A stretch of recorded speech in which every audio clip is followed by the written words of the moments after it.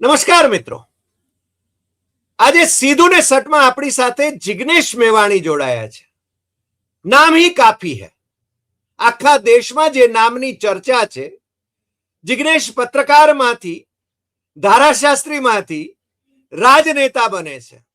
વડગામના ધારાસભ્ય છે, કોંગ્રેસી ધારાસભ્ય છે, આંદોલનકારી રહ્યા છે. એમની સાથેના બીજા બે આંદોલનકારી જે નરેન્દ્ર મોદી અને અમિત શાહને ભાંડતા હતા, એ હવે એમના ચરણોમાં બેઠા છે. પણ જિગ્નેશ મેવાણી એને દાદ આપવી પડે, સલામ કરવી પડે કે એ પોતાના સિદ્ધાંતો ઉપર આજે પણ અડગ છે. અને આજે જે વાત કરવી છે એ આ જિગ્નેશ મેવાણીને ટાર્ગેટ કરવા માટે ભારતીય જનતા પાર્ટી જે ઉધામા મારી રહી છે, બબ્બે વખત કોશિશ કરી જોઈ પણ જિગ્નેશ મેવાણી હારે જ નહીં. કારણ કે આ બોલકો માણસ છે, લડતો માણસ છે અને પ્રત્યેક સમાજ માટે લડે છે. છતાં એને દલિત નેતા તરીકે દલિત ઇસ્યુ ઉપર એ બોલે છે, એવી વાત કરવામાં આવે છે. હું હંમેશા કહું છું કે જિગ્નેશ પટેલોનો પ્રશ્ન હોય ત્યારે પણ લડે છે. પટેલોના પ્રશ્ન ઉપરાંત તથાકથિત સવર્ણોનો પ્રશ્ન હોય ને એમને અન્યાય થતો હોય તો પણ લડે છે. દલિતોની જમીન કોઈ ગપચાવે તો એની સામે પણ એ લડે છે અને એને પરિણામલક્ષી અંત સુધી એ લડે છે. રાજકોટમાં અગ્નિકાંડ હોય કે સુરતમાં અગ્નિકાંડ હોય, લાલ બાલ અને પાલ એ છે ને હંમેશા લડતા રહ્યા છે. એવા જિગ્નેશ મેવાણી આજે આપણી સાથે જે વાત કરવાના છે, ત્રીજી વખત એ ધારાસભા સુધી પહોંચે નહીં 2027માં. માત્ર જિગ્નેશ જ નહીં, ભારતીય જનતા પાર્ટી સિવાયના કોઈ ધારાસભા સુધી નહીં પહોંચવા જોઈએ. એટલે કે 182 માંથી 182 ધારાસભ્યો એ ભારતીય જનતા પાર્ટીના હોવા જોઈએ. એવા સંકલ્પ સાથે ભારતીય જનતા પાર્ટી અને એની બ્રાન્ચ એવા ઇલેક્શન કમિશન ઓફ ઇન્ડિયાએ જે ખેલ કર્યો છે એની આપણે વાત કરવાના છીએ. જિગ્નેશભાઈ, ખુલીને વાત કરવાની છે આજે. સીધું ને સટમાં આપનું સ્વાગત છે. હવે આ સમય તમારો છે અને તમે મુદ્દાસર વાત કરવાના છો એની મને ખાતરી છે. ટાર્ગેટ તમે તો છો જ, પણ તમારા પક્ષ કોંગ્રેસના, આમ આદમી પાર્ટી જે એમની મિલીભગત છે એના પણ છે ટાર્ગેટ ઉપર, અને બાકીના જે લોકો ભારતીય જનતા પાર્ટીમાં ટિકિટ ન મળી એટલે અપક્ષ થઈને લડ્યા એ પણ ટાર્ગેટ ઉપર છે. બાકીના જે ભાઈ કોઈ પણ પક્ષની ટિકિટ ઉપર લડે તો પણ ભારતીય જનતા પાર્ટીને એમણે ટેકો આપવો પડે એમ છે, કારણ કે શરમણ મુંજાના પુત્ર છે. એટલે એમને પણ જોખમમાં મૂકી દેવા માટે ભારતીય જનતા પાર્ટી અત્યારથી આયોજન કરી રહી છે. અને એના વિશે ફોર્મ નંબર 7, આપણે જેમ નોટ 7 ની વાત કરતા હતા, એમ મને લાગે છે કે આ લોકો મોદી નામના જેમ્સ બોન્ડ એ નોટ 7 એ અત્યારે ફાયર કરવાના મૂડમાં છે. જિગ્નેશભાઈ, બેસિકલી તમારા તમામ દર્શકોને જણાવું કે બિહારની ચૂંટણી પૂર્વે આ સ્પેશિયલ ઇન્ટેન્સિવ રિવિઝન, ખાસ મતદાર સુધારણાનું આખો ઉપક્રમ શરૂ થયો. બિહારનો કરોડોની સંખ્યામાં શ્રમિક વર્ગ આપણા ગુજરાત સુધી, બિહારથી દિલ્હી અને મુંબઈ સુધી, અને છેક કેરળ સુધી, અને ઇવન દુબઈ સુધી બે ટંકનો રોટલો રળવા માટે જાય છે. આ જે શ્રમિકો છે, સ્વાભાવિક રીતે એ આદિવાસી, ઓબીસી, ડીએનટી, દલિત આવા વંચિત સમુદાયોમાંથી આવે છે. હવે જ્યારે ભારતીય જનતા પાર્ટીએ જોયું કે બિહારની ચૂંટણીમાં પહેલી વખત આ શ્રમજીવીઓ પલાયનના મુદ્દે એકત્રિત થઈ રહ્યા છે, એ મુદ્દો પોલિટિસાઇઝ થયો છે અને પલાયનના પીડિત શ્રમિકો તરીકે એ લોકો વોટ કરવાના છે, જાતિ અને ધર્મના નામે નહીં. કે બહુ મજૂરી કરી બીજાના રાજ્યોમાં જઈને, બહુ જ લોકોના ડફણા ખાધા, ગાળો ખાધી, અને અમે જે કર્યું એ અમે વારસામાં દીકરાને આપ્યું, એટલીસ્ટ એના દીકરાને એવું જીવન ના મળે, એટલા માટે પલાયનના મુદ્દે અમારે બધા શ્રમિકોએ સાથે મળીને કંઈક કરવું જોઈએ. આ પલાયનના મુદ્દાને ખતમ કરવા માટે બહુ દિવસથી એસઆઈઆર તો મનમાં હતું જ, વિપક્ષની કોર વોટ બેંકને તોડી નાખવા માટે, ઇનફેક્ટ લોકતંત્રને તોડી પાડવા માટે. પણ બિહારમાંનો પ્રયોગ એવી રીતે કર્યો કે શ્રમિકો કરોડોની તાદાદમાં હોય, રાતોરાત પોતાની નાગરિકતા કે પોતે મતદાર છે એ સિદ્ધ કરી શકે નહીં. અને એ જે હળબડી સર્જાય, એ હળબડીમાં લાખો વોટર્સ મતદાનથી વંચિત રહી જાય, જેથી આરજેડી, લેફ્ટ અને કોંગ્રેસનો કોર વોટર, આ શ્રમિક, ગરીબ, મજદૂર, આદિવાસી, ઓબીસી, દલિત વોટ ન આપી શકે. તો ભારતીય જનતા પાર્ટી અને નીતિશ કુમાર સામેની એન્ટી ઇન્કમ્બન્સી ખાળી શકાય. આ જ ગેમ પ્લાનના કારણે બિહારમાં લગભગ 50 થી 60 લાખ શ્રમિકો મતદાનથી વંચિત રહ્યા અથવા તો એમના નામ નીકળી ગયા. આ જ કારસો એ રાષ્ટ્રીય સ્તર ઉપર કરવા માંગે છે. ગુજરાતમાં 15મી જાન્યુઆરીએ અમારા પ્રદેશ પ્રમુખ માનનીય અમિતભાઈ ચાવડા સુધી એમના સૂત્રોએ મેસેજ પહોંચાડ્યો કે અમિતભાઈ, અમને એવું લાગી રહ્યું છે, ભારતીય જનતા પાર્ટીના કેમ્પમાંથી એવી માહિતી મળી રહી છે, એ સૂત્રોએ અમિતભાઈને કહ્યું કે રાતોરાત હજારો લાખોની સંખ્યામાં તમારા મતદારો નીકળી જાય એવો કારસો ઘડાઈ ચૂક્યો છે. કઈ રીતે? તો અત્યારે એસઆઈઆરની પ્રક્રિયામાં જે મતદારો પરમેનન્ટલી શિફ્ટેડ એટલે કાયમી ધોરણે સ્થળાંતરિત થઈ ગયા કે ખેરાલુમાંથી અમદાવાદ આવી ગયા, એમાં કઈ ના થાય, એનું ચૂંટણી કાઢે, કાં તો અમદાવાદનું રહે કાં ખેરાલુનું રહે, બે રહી શકે નહીં. તો એના કારણે પરમેનન્ટલી શિફ્ટેડની કેટેગરીમાં ઘણા બધા નીકળી ગયા. બીજા એક વર્ગને એબસન્ટ બતાવ્યો. હવે હું બીએલઓ છું, એક વાર, બે વાર કે 3 વાર ગયો તમારા ઘરે અને તમે ન મળ્યા, પણ તમે નહીં મળ્યા એનો મતલબ એમ નથી કે કોઈ હરિભાઈ દેસાઈ નામના વ્યક્તિ છે, એ મતદાર છે. પહેલા, બીજા, ત્રીજા રાઉન્ડમાં ના મળ્યા તો ચોથા કે 5મા રાઉન્ડમાં પણ મળી શકે. પણ હવે ઓનસ તમારી ઉપર આવી ગયું, તમારે પુરવાર કરવાનું કે તમે ખેરાલુના મતદાર છો. અને એના માટે મા બાપના દાખલા, સ્કૂલના દાખલા, એટલી બધી રિજિડ અને એટલી બધી ટેકનિકલ પ્રોસેસ છે કે તમારા મારા જેવા ભણેલા ગમાલા માણસને પણ ટોર્ચર ફીલ થાય. આ ટોર્ચર શ્રમિક, ગરીબ, મજદૂર વર્ગ સહન ન કરી શકે અને એને એવું થાય તેલ લેવા ગયું છોડો ને, અને મતદાન માટેની એનામાં એક ઉદાસીનતા પેદા થાય, ચૂંટણી કાર્ડ કઢાવવાની ઉદાસીનતા પેદા થાય, મતદાર યાદીમાં નામ નોંધાવવાની ઉદાસીનતા પેદા થાય. એ ભારતીય જનતા પાર્ટી ઈચ્છે છે.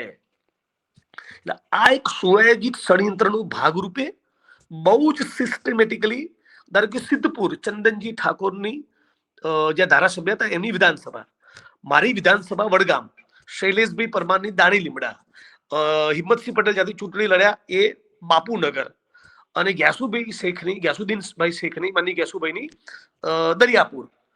આ દલિત મુસ્લિમ કોમ્બિનેશન વાળી કોંગ્રેસની પરંપરાગત વોટ બેંક વાળી દરેક કોન્સ્ટિટ્યુઅન્સીમાં 20,000 થી લઈને 30,000 સુધીના મતદારો મતદાન કરવાને લાયક નથી, મતદાર યાદીમાં રહેવાને લાયક નથી, અહીંના મતદારો છે જ નહીં અથવા ખોટી રીતે યાદીમાં ઘૂસી ગયા છે. આવા સદંતર જુઠ્ઠા અને ખોટા વાંધા ભારતીય જનતા પાર્ટીના કાર્યકર્તાઓ, આરએસએસના માણસો, આગેવાનોએ કમલમની ઓફિસમાં બેસી, તાલુકા જિલ્લા કક્ષાના કાર્યાલયમાં બેસી એક સુયોજિત ષડયંત્રના ભાગરૂપે ફોર્મ નંબર 7 ભરીને આવા લગભગ 10 થી 14 લાખ વાંધા લીધા છે. મતલબ કે પહેલા રાઉન્ડમાં જે લાખોમાં લોકો નીકળી ગયા એસઆઈઆરની પ્રોસેસમાં, 74 લાખ 64 થી 74 લાખ, એ 74 લાખ કે જે બી ફિગર હોય, પણ સમજો ને, માનો 65 લાખ, 65-70 લાખ, એ 65-70 લાખ નીકળી ગયા એ અલગ. હવે બીજા 10 લાખ નવા લોકો નીકળી જાય, પણ કયા 10 લાખ? જે સીટો કોંગ્રેસ ટ્રેડિશનલી જીતતી આવે છે અથવા જે સીટો કોંગ્રેસની જીતવાની શક્યતા બીજી સીટોની તુલનામાં વધારે ઉજળી છે, એવી સીટોમાં બરાબર પાડી દો કોંગ્રેસને. આ એકદમ ષડયંત્રના ભાગ રૂપે આ ફોર્મ નંબર 7 ભરવામાં આવ્યા છે. આ પહેલી બાબત. બીજી બાબત, ફોર્મ નંબર 7 હું ભરું કે ખેરાલુના સોએનસો ગામમાં ખેરાલુના ફલાણા ગામમાં માનની હરિભાઈ ત્યાં મતદાર નથી, ત્યાં રહેતા નથી, અથવા મતદાર યાદીમાં રહેવાને લાયક નથી, તો મારે પુરવાર કરવું પડે, મારે એવિડન્સ આપવો પડે. પણ જો ખોટો આધાર પુરાવો આપું અને ખોટા આધાર પુરાવાના આધારે તમારું નામ હું ગાયબ કરવાની કોશિશ કરું, તો એ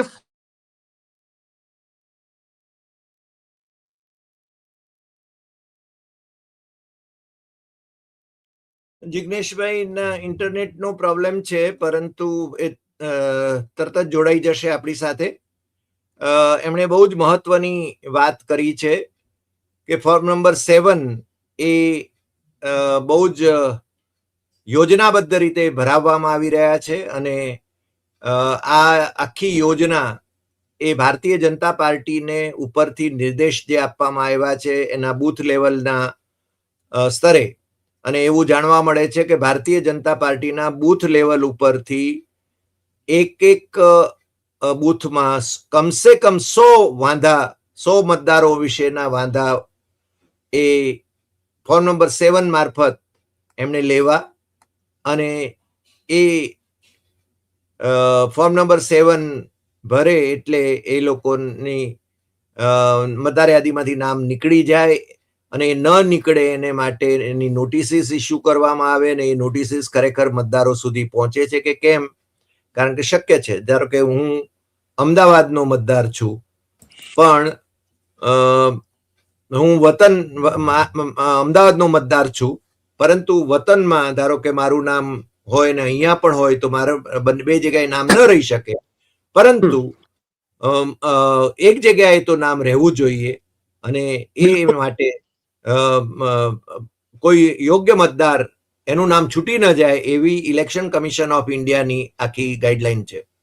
એટલે જિગ્નેશભાઈ હવે આપણી સાથે પાછા જોડાઈ ગયા છે. એમને કદાચ ફોન ડિસ્ટર્બ કરે છે, પણ ફોન હવે લેતા નહીં.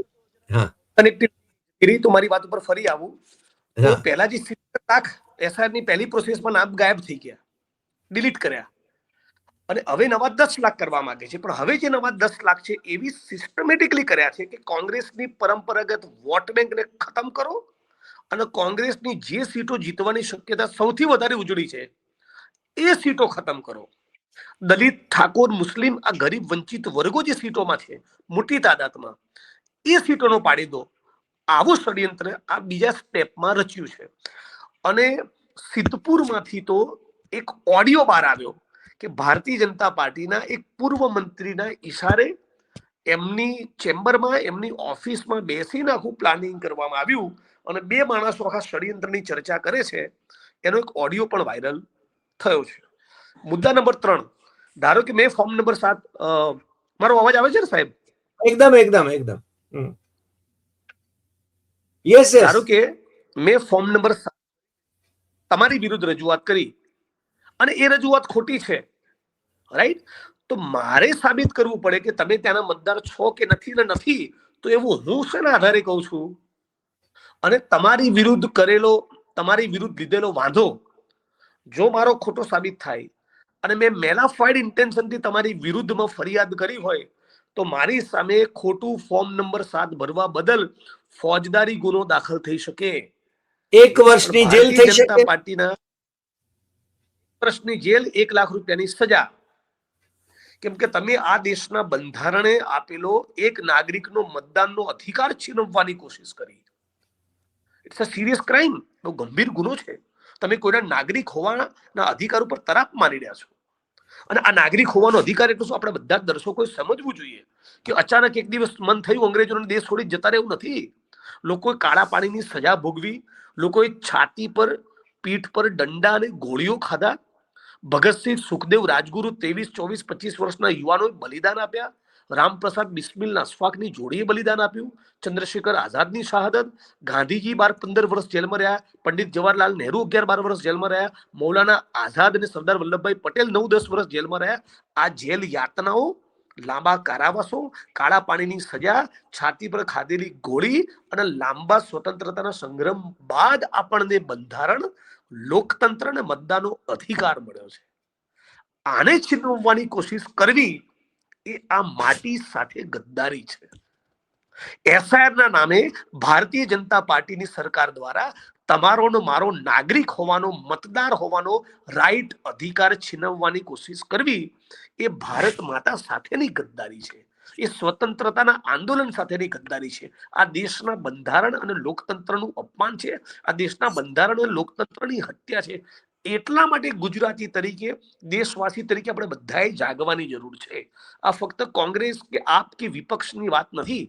આ મારી કોઈ સીટની વાત નથી. બલિદાનોના પગલે આપણને મતદાનનો અધિકાર મળ્યો છે. એ ભારતીય જનતા પાર્ટીની સરકાર છીનવવાની કોશિશ કરે એ કોઈ પણ સંજોગોમાં ન ચાલે. બીજી બહુ જ મહત્વની વસ્તુ કે 15મી જાન્યુઆરી થી લઈને આ 5 દિવસમાં 10 લાખ વાંધા કઈ રીતે આવી ગયા? ગુજરાતના નાગરિકોએ પોતાના હકના અધિકાર માટે બીપીએલ કાર્ડની અરજી કરવી હોય તો રાતોરાત બિચારા કરતા નથી.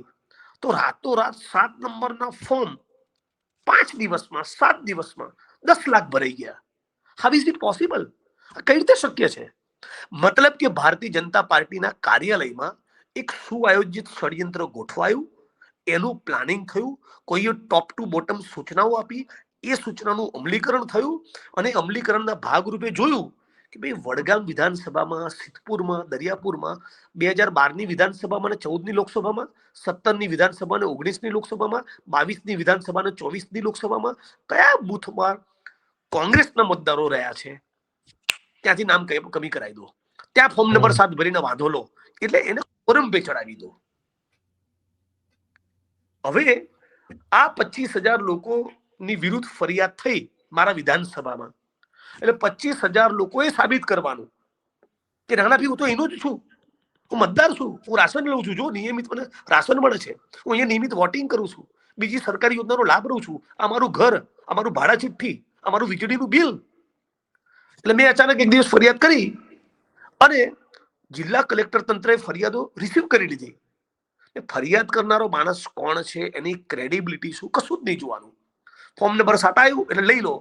ફોર્મ નંબર 7 રિસીવ કરતા પૂર્વે તમે એને પૂછો તો ખરા કે જિગ્નેશભાઈ તમે કહો છો હરિભાઈ અહીંના મતદાર નથી, શેના આધારે કહો છો? કંઈક પ્રાઇમા ફેસી મટીરિયલ તો આપો.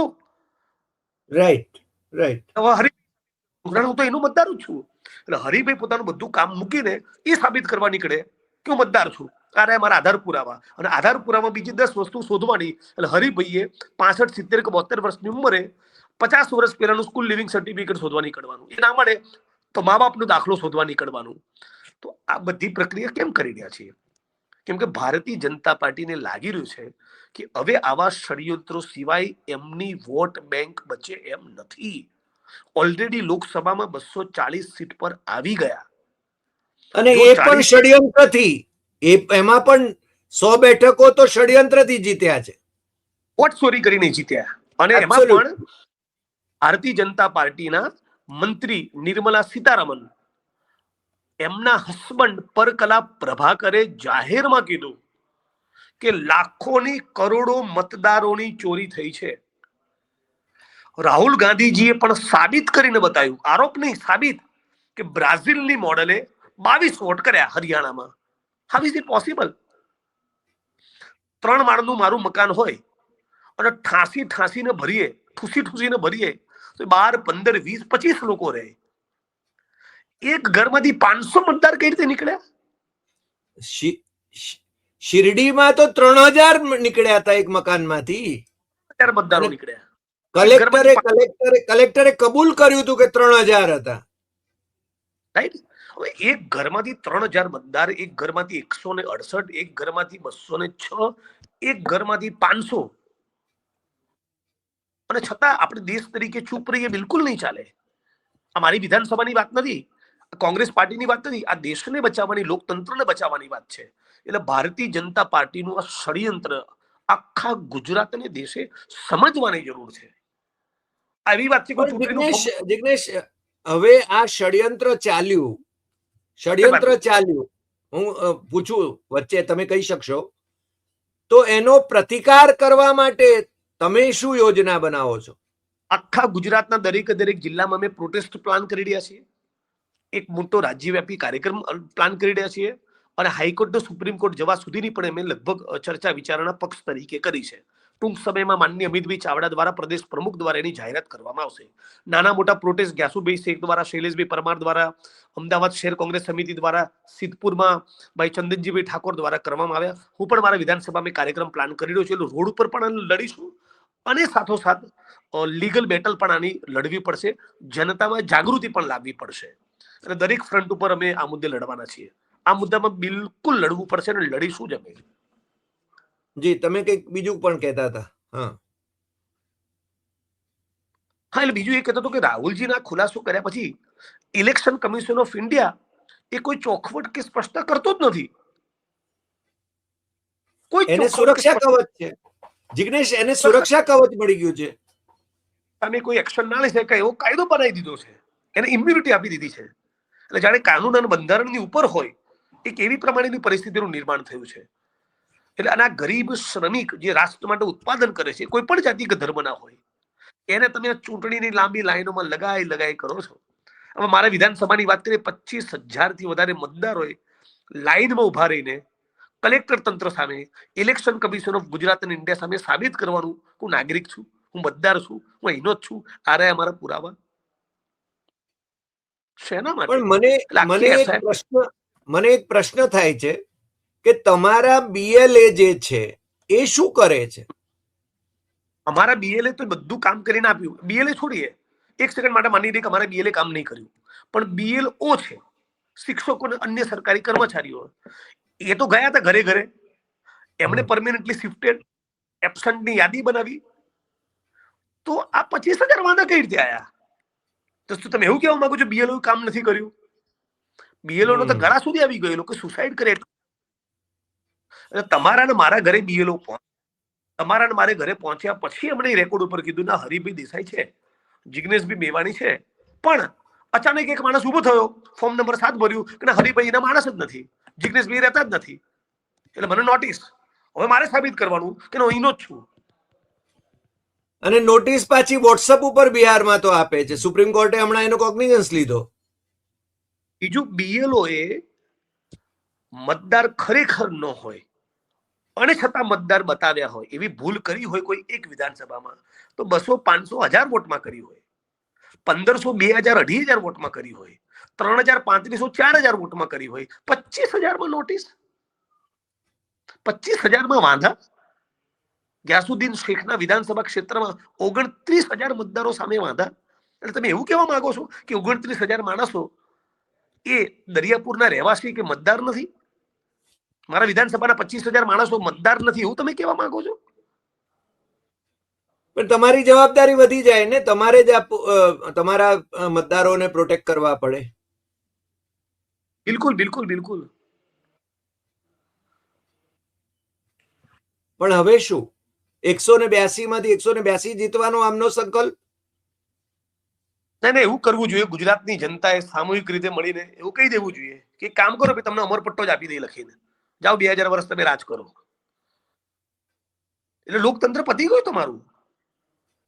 150 સીટો લાયા કઈ રીતે, તો હવે સમજાઈ રહ્યું છે. મને કોઈએ કહ્યું કે નવસારીમાં એક આખા પોકેટમાંથી 5500 મુસ્લિમોને ગાયબ કરી નાખ્યા, as if they don't exist. એટલે બહુ સિસ્ટમેટિકલી કોંગ્રેસની જે ગરીબ વંચિત સમુદાયોની જે કોર વોટ બેંક છે એને બહુ સિસ્ટમેટિકલી ટાર્ગેટ કરી છે. અને વિરોધ પક્ષ ના રહે, વિરોધ પક્ષ મજબૂતાઈથી રોડ ઉપર તો ઉતરે જેની પાસે માણસ હોય, ઇલેક્ટેડ રિપ્રેઝેન્ટેટિવ હોય. એક પણ માણસ ચૂંટાય નહીં, આવું ષડયંત્ર છો. પંડિત જવાહરલાલ નહેરુ તો પોતાની વિરુદ્ધ બોલવા અને લખવા માટે રાષ્ટ્રકવિ દિનકરને રાજ્યસભામાં મોકલતા અને કહેતા કે અમે ભૂલમાંથી શીખીએ. સાચી વાત છે, સાચી વાત. પણ નરેન્દ્રભાઈની માનસિકતા મને સુરત મહાનગરપાલિકાની એક ચૂંટણીમાં બરાબર સમજાઈ હતી. તમને ખ્યાલ હશે, હું માનું છું ત્યાં સુધી 98માં કેમ જે ત્યાં મહાપાલિકામાં જે ચૂંટણી થઈ, હું ભૂલતો વર્ષ, તો એમાં 99 બેઠકો હતી સુરત મહાનગરપાલિકાની. 99 બેઠકોમાંથી 98 ઉપર બીજેપી જીતી હતી અને એક જે જીત્યો હતો બીજો એ પણ અપક્ષ બીજેપી નો રેબેલ હતો. મેં નરેન્દ્રભાઈને પૂછ્યું, મેં કીધું કે વિપક્ષ વિના તમે કઈ રીતે કામ કરી શકો? તો એને એ વખતે જવાબ આપ્યો હતો, જે હું એ વખતે એડિટર હતો સમકાલીનનો ઇન્ડિયન એક્સપ્રેસ ગ્રુપમાં, અને મેં લખેલું પણ. એમણે એમ કહ્યું કે અમારા લોકો વિપક્ષની ભૂમિકા ભજવશે. એટલે આ માનસિકતા તો પહેલાથી છે કે અમે જ, બીજું કોઈ નહીં. સત્તામાં પણ અમે, વિપક્ષમાં પણ. વિપક્ષમાં એમણે એમના જ પોઠિયાઓને મૂક્યા છે ને. અને કાં તો ED, CBI, enforcement directorate, income tax એ છે ને એમની બ્રાન્ચીસ તરીકે કામ કરે છે. અને એમના માણસો પણ એવા મૂક્યા છે કે એક શબ્દ બોલી ના શકે. ભારતીય જનતા પાર્ટીના 8 થી 10 ધારાસભ્ય, સંસદ સભ્ય પત્રો લખ્યા કે અમને કોઈ પૂછતું નથી, કોઈ અધિકારી અમને ગાંઠતા નથી, કોઈ અમારા કામ થતા નથી, કોઈ અમને સાંભળતું નથી. એમના વ્યક્તિગત કામ પણ નહીં થતા હોય, પણ એમના વિધાનસભાના મતદારોના કામ પણ નથી થતા. આવા ભારતીય જનતા પાર્ટીના ચૂંટાયેલા જનપ્રતિનિધિ, ધારાસભ્ય, સંસદ સભ્ય પત્રો લખવા પડે, અને એક આદમીએ નહીં, 1 ડઝન લોકોએ લખ્યા છે.